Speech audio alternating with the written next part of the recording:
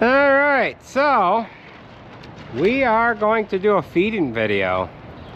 Usually when we start feeding, when I start a video when I'm feeding, it is dark out. But however, it is light out here now. And it is about 2 o'clock, almost 2 o'clock in the afternoon on Wednesday, March 19th. So if you guys haven't followed along here, we ended up firing up the new parlor here Thursday, March 13th. It is working really well. And we're kind of double duty and everything here because we're having to staff the parlor a little heavy to get these cows used to it. By now they're all fully used to it, but we're just kind of babysitting things a little bit, and to relieve some of the pressure on the rest of the crew here, I am doing the feedings in the afternoons. I'm doing all the feeding currently here right at the moment.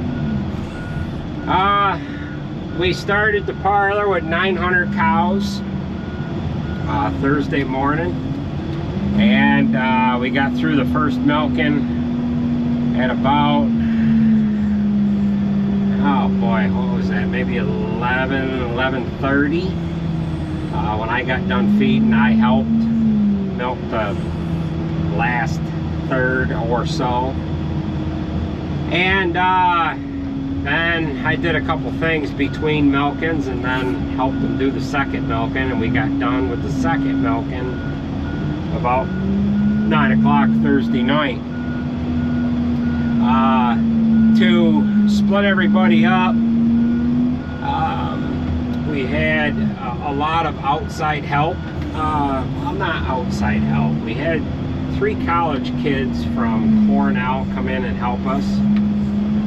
And the hoof trimmer, he did a couple of milkings with us. The guy my brother buys semen from, he helped for the first milking, just to kind of push the cows into the parlor. My sister-in-law's sister and brother helped. I think my sister-in-law's niece came in and helped for a little while as well. So we had some extra people coming in here and there just to kind of help with dipping cows and making sure milkers were staying on. And then we had our regular milking crew helping. Some of them we were able to take a couple of guys from the old parlor because we were milking less cows in it, and we didn't have to push as hard to get a milking done in a relatively quick amount of time. Alex and Sarah worked, let's see, Thursday, Friday, Saturday night. Andrew, he helped Friday and Saturday night, and a little bit on Sunday. My niece's boyfriend helped, Jaden, along with Sarah's boyfriend, John. Jaden has been coming in and helping about every night, trying to make sure I don't leave anybody out. My nephew Teddy, he came in and helped nights as well. My brother Richard, he ran the parlor at night with my niece Madison and my nephew Colton. He would run it all night long with the milk and help, and just helping push cows through. Nate, he ended up working Thursday, Friday, and Saturday night. Trying to think who else was there. I don't want to leave anybody out, so if I left anybody out, I will put it in the scroll along with the video here, because their help, everybody's help was much appreciated. The cows did really well. The first milking, they went through better than they did on the second milking. And by the fourth milking, their fourth time through the parlor, they were used to it and clicking right through it. By the second and third milking, the problem we were having is, I believe that the first time they got milk, they didn't let down completely, so they had milk left in them. And then on their second milking, they were running right around 10, 11 hours between milkings. And what they were wanting to do is go to the old parlor. Their natural instinct was to go to the old parlor. So they would go up in the holding area, and then they would turn around. They'd be like, this isn't the right place, and they would go back in the direction of the old parlor.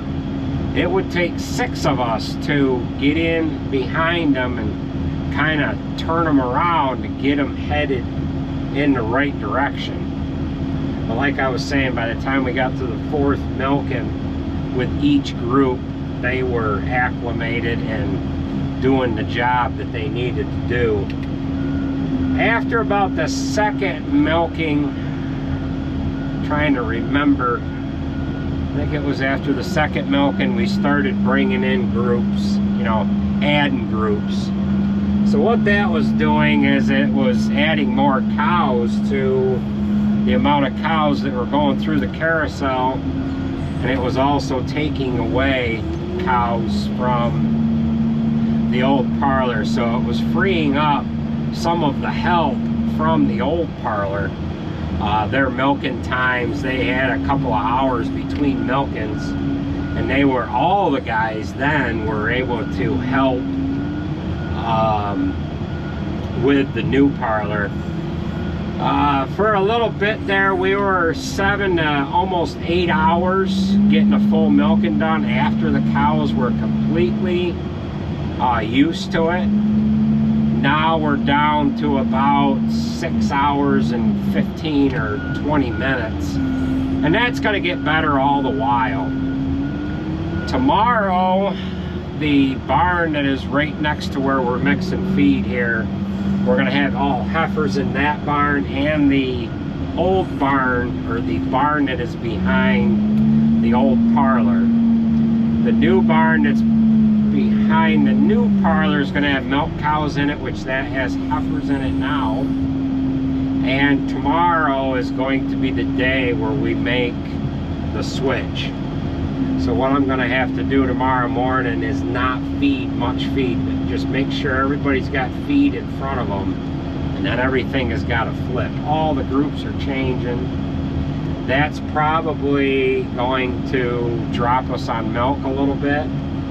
We've gained a fair amount of milk already just from the cows being able to be completely milked out going through the old parlor.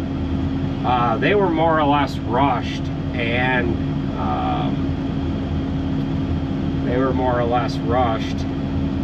didn't milk out completely. So the production is going to go up not only from that, but from the actual comfort of this new parlor. So I thought I'd fill you guys in on what's been going on, because I have not had time to kick out a video. I was going over, not much, but I was helping all I could in the parlor. The first day was a full shot day of helping in the parlor, but after that I was just going in and helping when I could. Sunday morning, I think I mentioned that. Sunday morning was the last milking. I think it was at like 3 o'clock. That was the last full milking that we have done in the old parlor, and the last cow to go through the new parlor for the first time was Sunday morning about 9 a.m. but I got done feeding, yeah, maybe it was 9:30. When I got done feeding Sunday, I got a phone call. So let me get to this phone call and get this mixer going, and I'll join back up with you guys in a second here. Alright, that phone call is done. We just had a sand delivery. I'm waiting for this guy to get out of the way. So we'll face you guys the other way out the window. We have corn silage to load on this mixer wagon yet, and then we'll run over and feed this load off. So you may be asking, you know, how well did it really go? And it went a lot better than we thought it was going to go. The cows did really well. I don't know where this truck driver went, but we don't need the paperwork. I don't know where he's walked to. But at any rate, the cows did really well. As far as getting them on and off the deck of the carousel, it was about like loading cows into a cattle trailer. Some of them got right on, other ones needed to be coaxed. It is just an unfamiliar environment for them. It's kind of like a kindergarten or a 5-year-old kid going to kindergarten, you know, and they were nervous. But like I was saying earlier, by that fourth milking, that third or fourth milking, they were revved up and excited to get onto it. It was a sight to see them coming up from the connected alleyway, and a lot of them would run up through the holding area to get onto the carousel itself. What we've had to do here recently, or in the last bunch of milkings, is we've had to slow the cows down from rushing to get onto the parlor. We can only load one cow at a time. The carousel stays turning. The cows get on and off the carousel as it is turning. So it's running, it's not running fast enough, or you can only allow one cow at a time to load. But while the one cow is stepping onto the deck, there'd be 2 or 3 behind her trying to push her.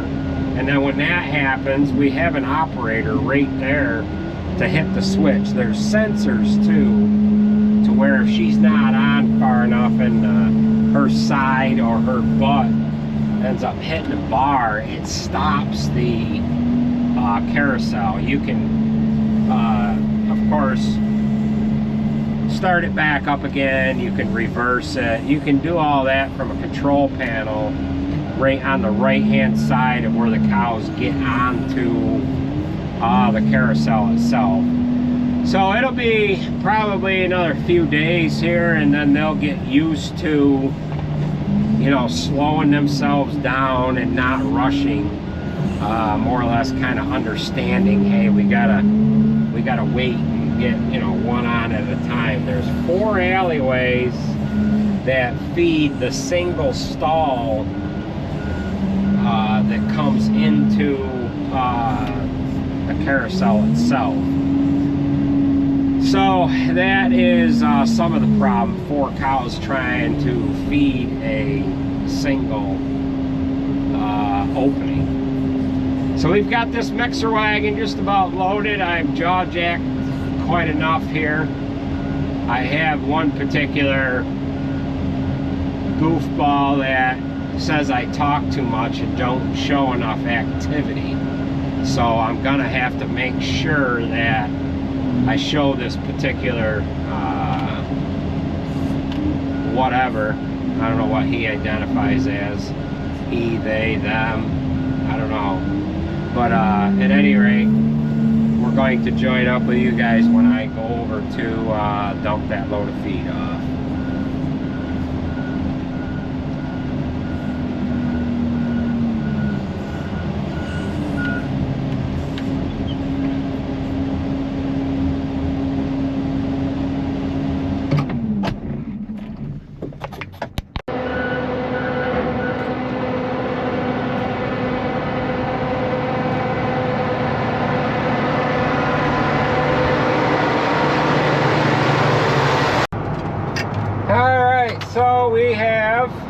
talked about the parlor about enough. I think I have touched on about everything that I have wanted to talk about as far as how that experience has been.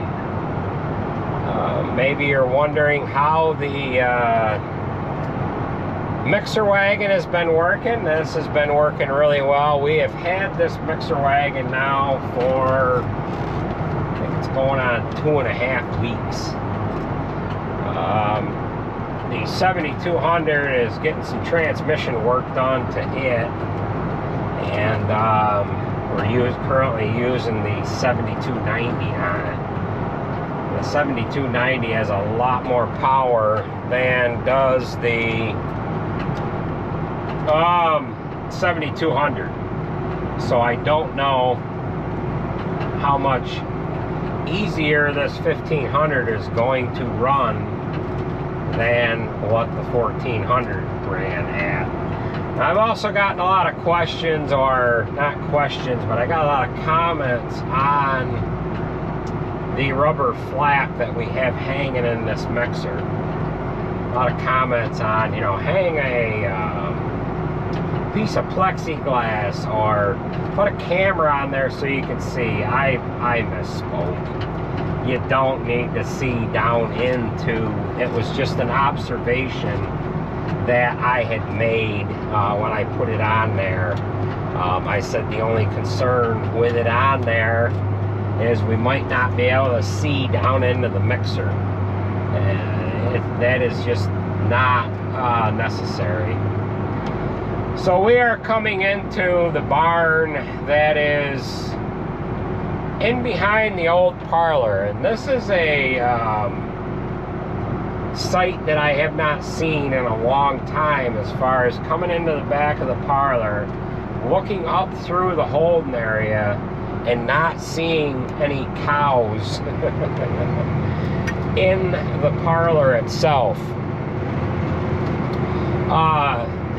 We have been at milking, you know, 24 hours here to get all the cows milked. It's been quite some time here. So, I can't tell you when the last time was that we, you know, seen that parlor empty when we were feeding. I gotta move a scraper that's in the manger here.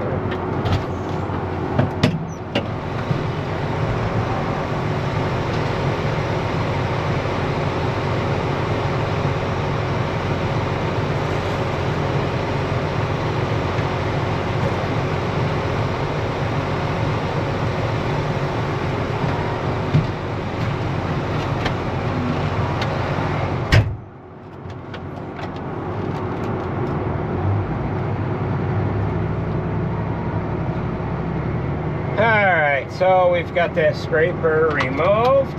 We are just putting a little tiny trickle of feed in here. Really didn't need to put much at all in here, but I thought I would give you guys a little look-see. They're milking this group here to our right. They're going across up through that building there, down through the Drover's Alley in Barn 8. And then they are swinging themselves over into the parlor.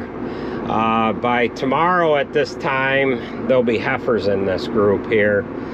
This barn and the one next to it are going to have heifers in them. So we'll get you guys turned around here back this way, and we'll get ourselves backed out of this barn. I have gotten a lot of questions on backing this mixer up. I had somebody ask if there was a track that this mixer ran on, and there is not. Another question I had was, do you have a backup camera on the mixer wagon? No, I don't. It is kind of a dangerous operation, really, but all the guys know that, hey, don't get in behind that mixer wagon. I get really scared, or I get really nervous when somebody is working cows at the feed alley, but they know to make themselves seen.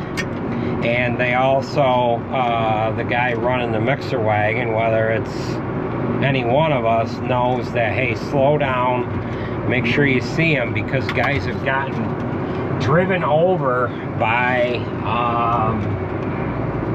ran over by mixer wagons or mixer trucks, just because of that.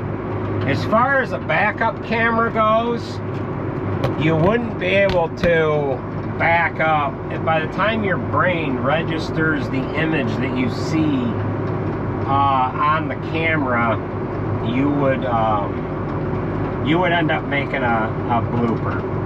So the backup camera function does not work. My brother's in there in this barn breeding cows, so we're going to leave him alone.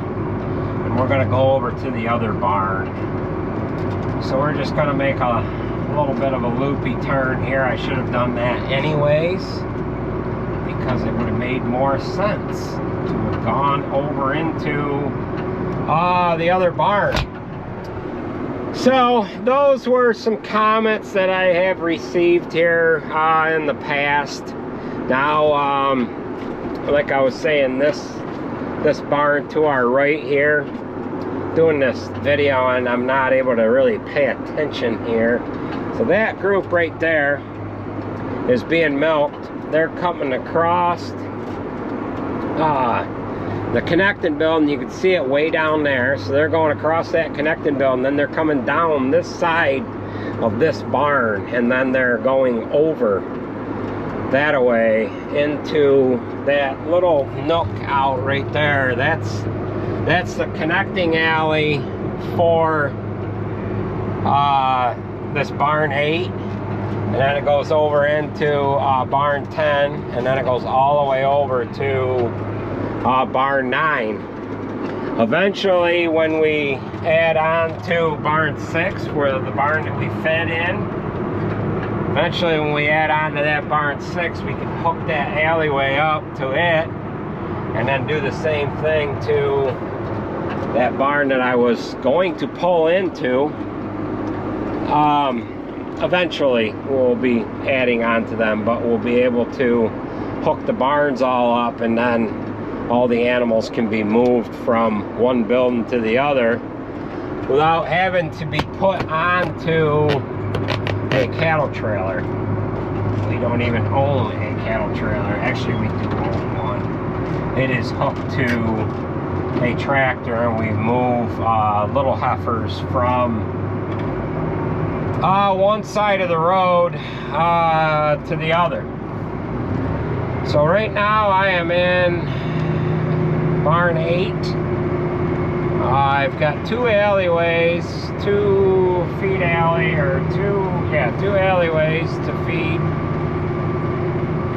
2 groups to feed, and then I get up to the gates that come across. I'll show you what that looks like when we get up to them. I'm coming up to the gates that are closed off, allowing the cows to go through this feed alley here, or this connecting alley.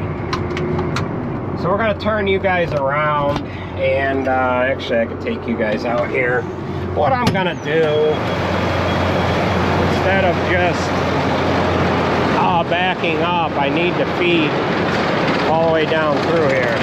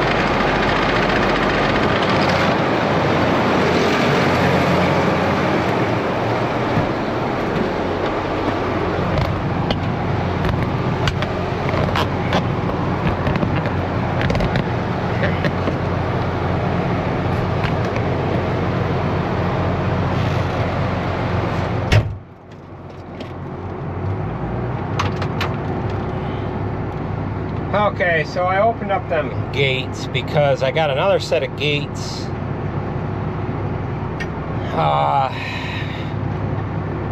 Another crossover up in front of me that I wouldn't be able to get through, and I got this middle group locked here. So I know I'm gonna get some comments like, oh my god, that is the most asinine setup I've ever seen. Well, be patient, be patient. It's all gonna change here after tomorrow. Today was the last full day of feeding cows this way. This barn's gonna have dry cows on the one end. The rest of it's gonna be milk cows. And yeah, we're gonna have wide open feed alleys. The only barn I'm gonna have to back out of is going to be the barn that's in behind the parlor. So what they're doing is they're milking these two groups up here, and they run them down through that drover's alley to our right, and they're returning them. So they brought up that one group there, yeah. So they're returning this group yet. So we can turn you guys around here. Now what I have to do is I have interrupted the returning process here. So I've got to hurry up, get backed out, and then open them gates up. Hopefully there's not one of the cow pushers in behind the cows trying to get this last of these cows pushed across. It doesn't look like they've got enough milked out of that group. So what we need to do is back down through here, get up to that crossover, and kind of peek around the back corners of the mixer wagon and make sure the gates didn't get closed in behind us. And then we'll get out, open them back up again, or open the alleyway up so that the cows can cross. Okay, what do we got? What do we got? I can't see it yet. Alright, we're good. We're good. We're still good. Alright, cows are staying in one spot, so that means the gates are good. So what I'm going to do now is I'm going to back up about 100 feet here. And then what we're going to do is pull forward, feed off our left side up to where the gate would be.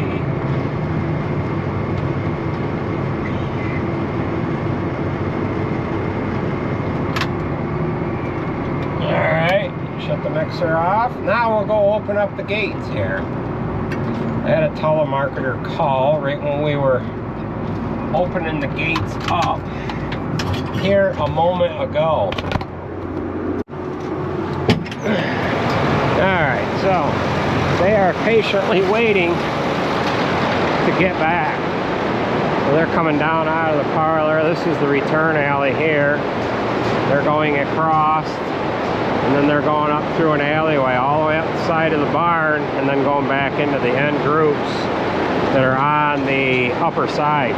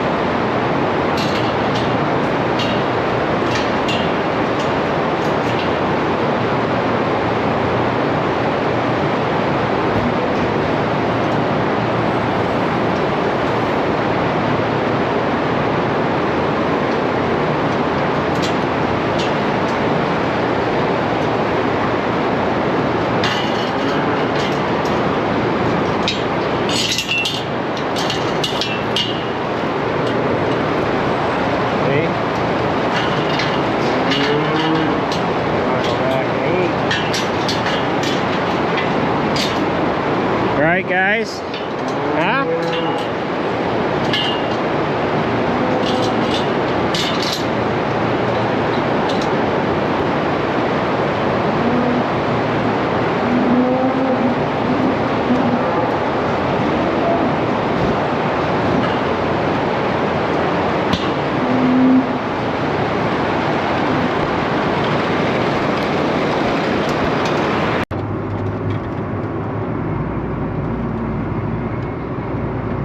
Alright, so we'll back out here and we'll back down to the end, and then I've got to feed the group.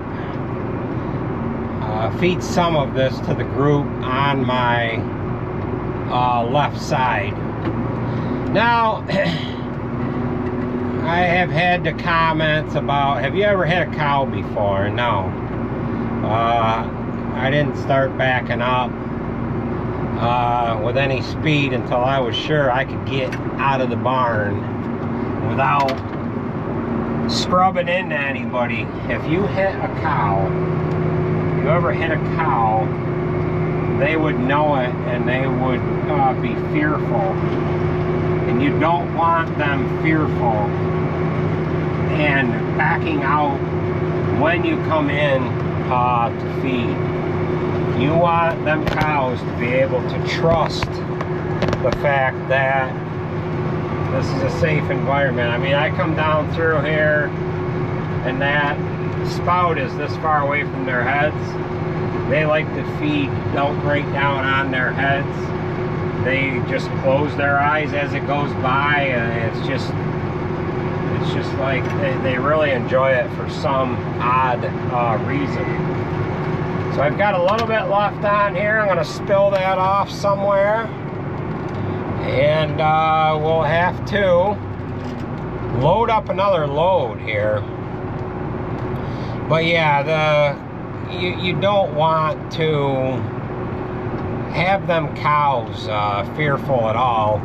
When we built the first freestall barn on this side of the road, we didn't have any headlocks in the barn. We just had a feed rail, just a pipe, like a 3-inch pipe, and all the cows on the top of their neck, where they leaned up against that pipe, they all had this big lumpy callus.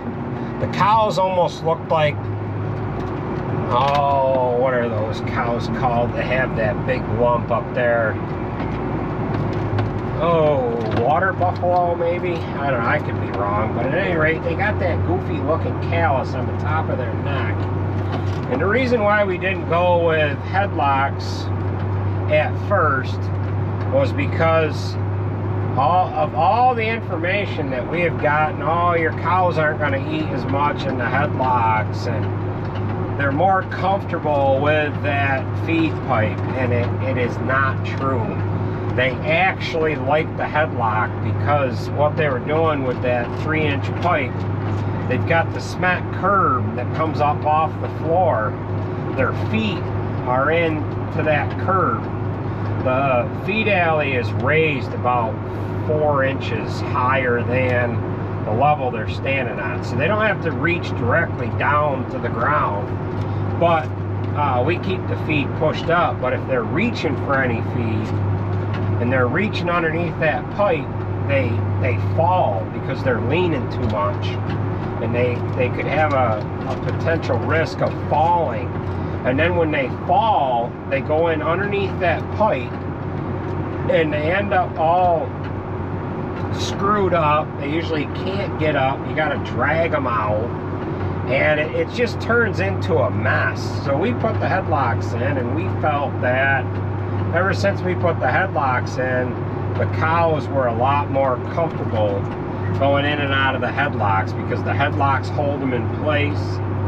And you want the cow to go into that headlock at her own speed, and you want her to back out of it at her own speed. If you come in like a cowboy and injure them cows in any way, they're going to get scared. So you don't want that mixer wagon to come into the barn and the cows all back out of the way, because when they back out of the way, they'll bump their head. And then if they bump their head, they're going to be scared to come into that headlock the next time. So you do not want that at all. So this guy that dumped this load of sand, he must be waiting to find out where he's going to get his next load from, because he's backed up and out of the way there. So with that being said, that's where we're going to sign off from this video. I got the C500 done, and the next truck I want to pull in the shop is that gray Freightliner to put a wet line on it. Yesterday, was it yesterday? The day before, they ended up moving the milk silo, so they got that milk silo moved out of there. They moved that over to the other parlor. I could put some pictures in here. A crane came. I got a picture of the crane hooked up to it, and then Jared ended up going up with the telehandler, and the crane company, I think it was Auburn Crane that did it. The crane company, they had a trailer with them with a couple of tank saddles, and Jared went up with the telehandler. They hooked a chain to the telehandler, grabbed the bottom of the tank, held the bottom of the tank in position, and then what they did is they set the crane down, or set the tank down with the crane, and used the telehandler to hold the bottom in place. And then when they carried it over to where it is set up now, and unloaded it and put it into place. So I fed a little bit in here. So we came in from the other way. Now we're up against this feed alley. We're going back out of here. The other thing that we have to watch for when we're backing out of these barns, I almost hit my sister-in-law yesterday, is you got to watch out for traffic coming around that corner of that barn. We can overback this here, and we can kind of throw the camera out and show you that the silo is set up now. I'll try to zoom in. It might not be the best shot, but we've got that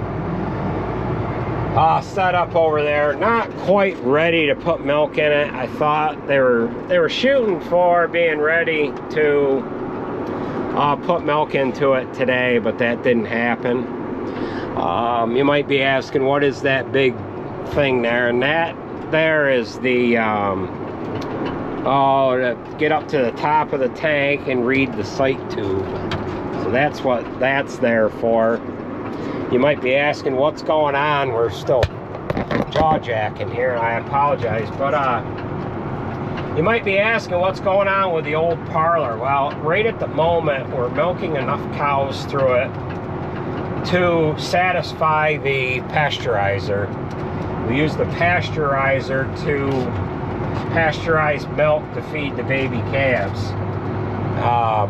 We have fresh cows still in the back side of that old parlor too. We don't have enough of those, and we don't have enough of the other cows that we would have or withhold milk from. So my brothers have been taking cows from one of the groups that is closest to the parlor. They'll put 20 or 30 in there and milk enough cows to fill the pasteurizer. They only milk the fresh cows, and the pasteurizer milk stuff they only do twice a day. So they try to do that at the same time at each end of the day. Believe it or not, the parlor is starting to fall apart. We believe that the moisture is going out of that barn. The cement in the holding area is all dry now. We have a hard time cleaning the manure up that is made by the 20 or 30 cows that get milked for the pasteurizer, just because the manure dries. Of course, we've been getting a lot of wind here lately, but everything dries up so fast, and the hoses for the milkers, they're all dry rotting and splitting, and it hasn't been. That happened within the first day and a half, and I believe it's just from the lack of moisture being in the building. Another problem they had Monday morning, it was maybe 20 degrees here, I think. The crowd gate was froze Monday morning, and we didn't need the crowd gate, but it made for a pain in the ass. And it's a good thing that the parlor wasn't ready the 1st of December, because we would have had a hard time keeping our old parlor from freezing, finishing up the last couple of days worth of milking, because there was a longer amount of shutdown time between milkings, and we think we would have froze that parlor. Right now, or currently, this past winter or past winters, the parlor, we never even put the curtain up in the back side of the parlor. Well, maybe we'd put it down for 10 minutes, but the cows were coming through it so quick, and the parlor never had time to cool off, so it stayed relatively warm in there. So I've jaw-jacked long enough here. I'm pretty sure I'll have some more questions, and we can answer them in the next segment of feeding here, if you will. So with that being said, thanks for watching, folks. I apologize for the lack of the videos here. I mean, it's been a few days longer than what I wanted it to be as far as kicking out a video, but this video here, I won't have to edit it at all. And the next video that I have to do here, I have a fair amount of editing to do to get it kicked out, and that video is going to be the final fit up of the C500. That turned out really nice. It'll take me maybe an hour and a half to edit that video, and by the time I've been getting in at night, I just haven't had the time to stay awake long enough to do that. So we're going to check on things down in the shop. We do have another load of feed to mix up, but I'm going to wait till they eat a little more to see how big of a load I need to mix. So take it easy, folks. Thanks for watching, and we'll catch you at the next one.